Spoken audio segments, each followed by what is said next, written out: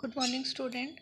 आज आपकी मैथ्स की पहली वर्कशीट आई है और हम उसको सॉल्व करने वाले हैं। जो आपकी पहली वर्कशीट है वो है आपकी गणितीय अवधारणाओं का दोहराना।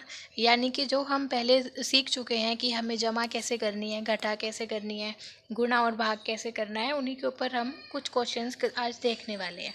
सबसे पहले हमें पता है कि जब भी हम एडिशन करते हैं, एडिशन जब हम करते हैं तो हम नॉर्मल से रूल अप्लाई करते हैं। जैसे कि दो दो संख्या दी हुई होती है, उनको जमा करना होता है। जैसे आपको पहला एग्जांपल दे रखा है, 258 में 642 जोड़ेंगे तो हमारा आंसर आएगा 900। लेकिन इसमें क्या है, नीचे कुछ क्वेश्चन इस तरीके से दिए हैं जहाँ पर हमें दो नंबर का जो योग तो दे रखा है, लेकिन वो दो नंबर नहीं दे रखे, उनमें से केवल एक ही नंबर दे रखा है।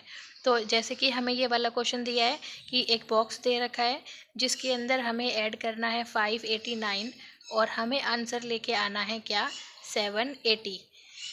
उसके बाद क्या है, हमें ये देखना है कि अब ये जो बॉक्स है इसका वैल्यू हम क्या रखेंगे।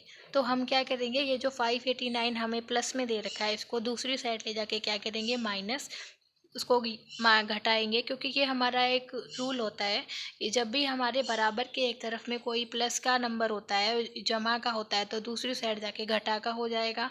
अगर घटा का नंबर होगा तो दूसरी साइड जाकर क्या हो जाएगा, वो जमा का। तो हमारा इसका उत्तर क्या आएगा, हम 780 में से घटा देंगे 589 को और हमारा आंसर आ जाएगा जो इस बॉक्स की वैल्यू होगी। तो इसी तरीके से क्या करना है, हमें नीचे वाले जो क्वेश्चन है उनको भी सॉल्व करना है। इसी तरीके से आपका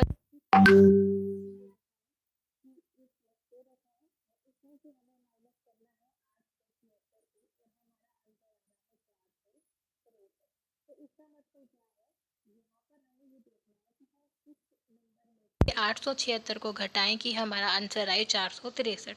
तो हम इसको ऐसे समझ सकते हैं कि मैं आपको बोलूं कि आपके पास कोई भी एक संख्या है जिसमें से जब हम 2 घटा देंगे तो मेरा आंसर आएगा 4। तो आप आराम से कर सकते हो, आप क्या करेंगे, 4 में 2 जोड़ देंगे तो 6 आएगा। तो जब 6 में से 2 जाएगा तो आपका आंसर क्या आएगा, 4। इसी तरीके से ये करेंगे, ये जो माइनस का 876 है इसको हम दूसरी साइड ले जाएंगे और ये क्या बन जाएगा, प्लस का।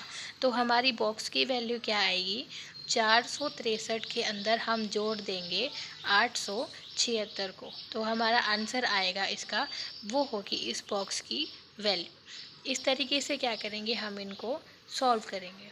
जमा के प्रश्नों के बाद आपका अब आता है घटा के कुछ नियम। घटा में क्या है, हमने पहले सिंपल कर रखा है कि जैसे हम 26 में से माइनस कर रहे हैं 16 को तो हमारा आंसर आ जाता है 10। यहाँ पर हम क्या देख रहे हैं कि हमारा एक नंबर जो है वो जमा का है और एक नंबर जो है वो घटा का है। तो ऐसे क्या है, जब हमारे पास अलग अलग दो साइन होते हैं तो हम उनको क्या करते हैं, हमेशा घटा करते हैं। ये नियम इस तरीके से होगा कि जब जमा और जमा होते हैं तो हम नंबरों को जमा करते हैं। जब दो नंबर दोनों घटा के साइन के होते हैं तो हम उनको जमा तो करते हैं लेकिन साइन कैसा आता है, माइनस वाला।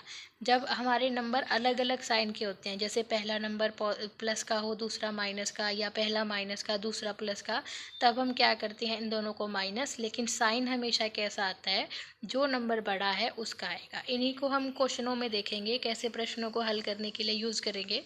जैसे कि हमारे पास आंसर है, हमारे पास क्वेश्चन है 35 प्लस में -57, हमें इसको सॉल्व करना है।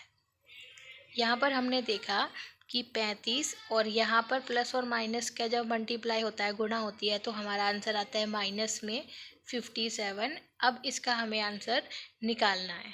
तो हम क्या करेंगे, अब यहाँ पर 57 में से 35 को माइनस करेंगे क्योंकि 57 बड़ा है, और क्योंकि 57 बड़ा है और उसके आगे एक घटा का साइन है तो हमारे उत्तर के आगे भी क्या आएगा, घटा का साइन आएगा।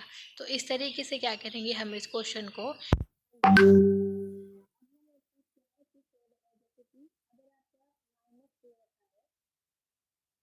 क्योंकि अगर आपका माइनस दिया हुआ है और आपको ब्रैकेट के बाहर भी माइनस दे रखा है, जैसे कि माइनस और माइनस में 16, तो ये माइनस और माइनस क्या हो जाएंगे, प्लस, और मेरा आंसर क्या आएगा, 16। जैसे कि आपका क्वेश्चन नंबर 2 में दे रखा है, यहाँ दिया हुआ है 46 प्लस में -31 प्लस में -29। अब इस क्वेश्चन में हम क्या करेंगे, 46 ये आएगा माइनस का 31 माइनस का 29। सबसे पहले ये जो माइनस के 31 और माइनस का 29 है, हम इनको क्या करेंगे, ऐड करेंगे, क्योंकि हमें पता है कि एक जैसे साइन, एक जैसे जब भी चिन्ह होते हैं तो हम उनको क्या करते हैं, जोड़ते हैं, और साइन वही आएगा। यहाँ दोनों माइनस के हैं घटा के, तो मेरा आंसर आएगा माइनस का। अब इनको जोड़ेंगे, 9 और 1 10 की 0, एक हाथ से लगाएंगे, 3 और 2 6 और 1 7, तो मेरा ये इनका जो योग आया है 70। अब हमारे पास 46 है जमा का, 70 है घटा का, तो अब हम क्या करेंगे, यहाँ पर इनको माइनस करके घटाएंगे, तो 70 में से 46 घटाएंगे और हमारा इस प्रश्न का क्या आ जाएगा, उत्तर आ जाएगा। इसी तरीके से आपको कुछ गुणा के सम देखने हैं, जैसे कि यहाँ पर दे रखे हैं, यहाँ पर है आपका 234 गुणा में 100। तो इन क्वेश्चनों को करने का सबसे आसान तरीका क्या है कि जब भी आप किसी भी नंबर को 10, 100, 1000 ऐसे किसी नंबर से गुणा कर रहे हैं जिसके पीछे एक के बाद 0 0 लग रही है, तो जितनी जीरो यहाँ पर है, जैसे यहाँ 1 0 है, 2 0 है, हम उतनी ही जीरो क्या लगा देते हैं, इनके पीछे लगा देते हैं। तो ऐसे आप क्या कर सकते हैं, इसको जल्दी से इन क्वेश्चनों को कर सकते हैं। वरना आप जैसे पहले क्वेश्चन करते आए हैं, 234 हम लिखते हैं, उसके बाद गुणा में 100 लिखते हैं, फिर पहले 0 से गुणा करते हैं, फिर क्रॉस लगाते हैं, फिर दूसरे 0 से करेंगे, फिर 2 क्रॉस लगाएंगे, फिर इसको हल करेंगे। ऐसे आपका क्या है, बहुत सारा टाइम जाता है। तो हम इनको आराम से कर सकते हैं कि जितनी भी 0 1 के पीछे लगी हैं वो हम उस नंबर के पीछे लगा सकते हैं।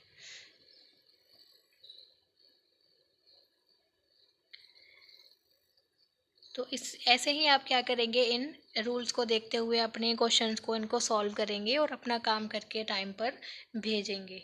अभी क्या है आपके नीचे, जैसे इसमें और भी क्वेश्चन दे रखे हैं, कुछ भाग से रिलेटेड क्वेश्चन भी है, जैसे 913 को 13 से भाग करना है, तो इस तरीके से भाग आपने पहले भी कर रखा है।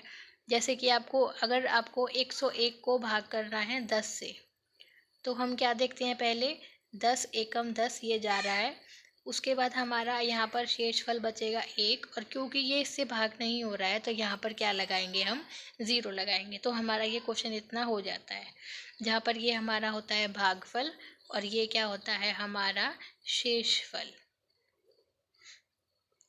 तो बच्चों, आप अपने क्वेश्चन को हल करिएगा, और अगर आपको कोई प्रॉब्लम आती है किसी क्वेश्चन में तो आप अपने टीचर से पूछ सकते हैं।